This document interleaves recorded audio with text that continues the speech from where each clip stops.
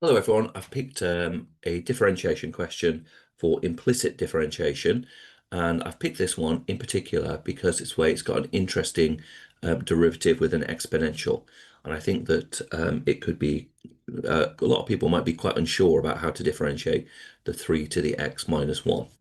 So let's just back up and think about differentiating exponentials in general. So let's imagine I have y equals 2 to the x and I want to differentiate that. That would go to dy by dx is going to equal 2 to the x times by ln 2.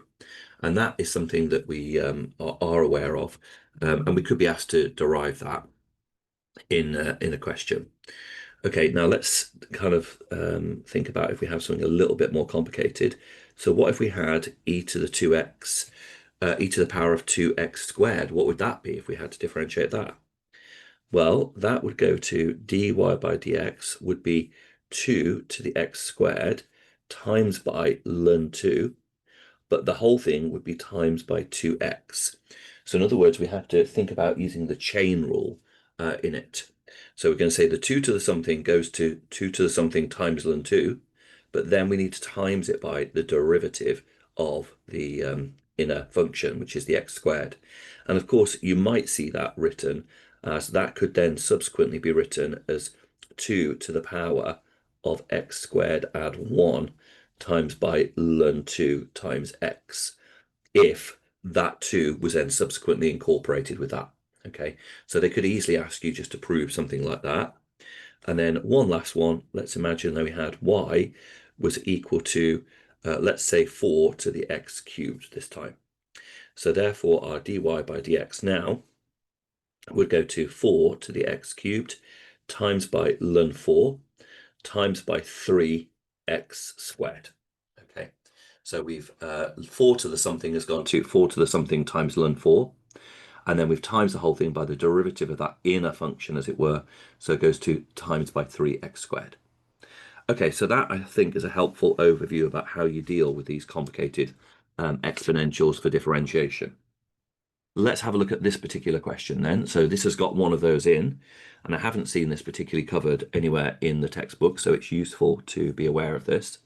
So we've got 3 in this question to the power of x minus 1 plus xy minus y squared plus 5 is equal to 0.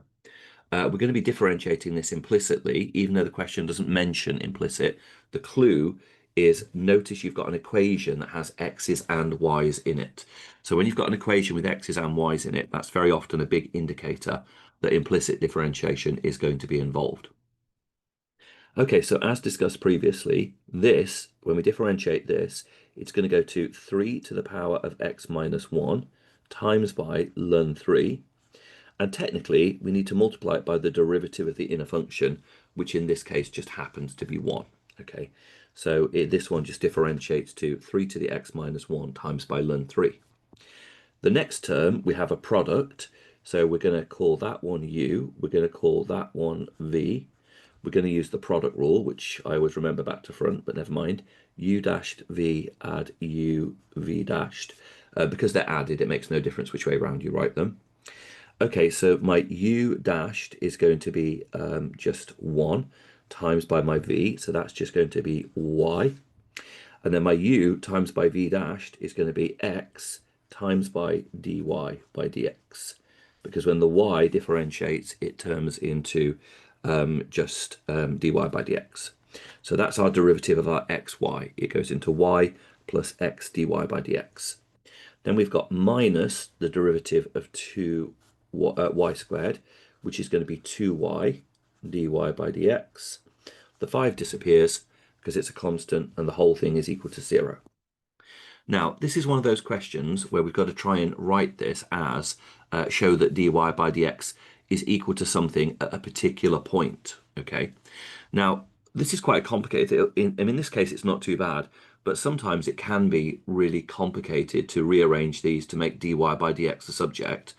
So in this case, as we're given a point, it's going to make our life a lot simpler if we just substitute the point 1, 3 in at this stage. It's going to make it way easier for us to simplify this. So we're going to sub in now the point 1, 3.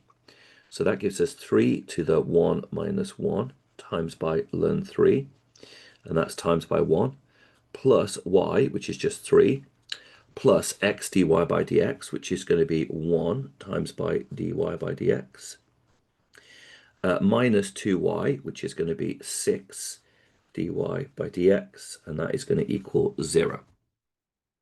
So now we can just gather everything together, see what we've got. We have got, take the dy by dx's over to the other side, so that's going to give us 5 dy by dx when we move everything across to the right hand side, and we're just going to have on the left hand side 3 plus learn 3. So there's our, that's 3 to 0, which is just 1, so that's just learn 3, and there's our 3. So that looks good so far. Now we're just going to divide the whole thing by 5. So we have that dy by dx is equal to 3 plus learn 3 divided by 5. Okay. Now we've got to think about what this is going to turn into. So we're aiming for a particular form in this question. We're aiming for 1 over lambda times ln of mu e cubed. So that's what we're aiming for in particular. Okay. Well, first of all, this fraction can be broken down. We can think about this fraction as 3/5. So 3/5 add 1/5 times learn 3. Now we need to get a little bit creative. Well, in fact, let's take a fifth out at this stage. So we can think of that as 1/5 times by 3 add learn 3. Now we do need to do a little bit of creative reverse engineering now. What we're going to do is we're going to reimagine 3 as being ln of e cubed, because ln of e cubed is just another way of writing 3. And we've kind of like reverse engineered that 3 into ln of e cubed so that we can combine it into the form that the question's asking us. Because now we've got it expressed as ln of something, add ln of something, then that's going to be a product that can be expressed as ln of 3 to the e cubed, okay, times by 1/5. So again, a little bit unusual, a little bit of reverse engineering there, a little bit of manipulation of that 3 to get it into a format where it was, where we were able to combine it. And you can see therefore that this is our lambda, and oops, that bracket's there, that is our mu there. So we've basically got, when we combine it, we end up with ln of 3 e to e cubed. Therefore, our mu is 3 and our lambda is 1/5. Okay, I hope that you don't technically need those brackets there either. But I hope you found that helpful.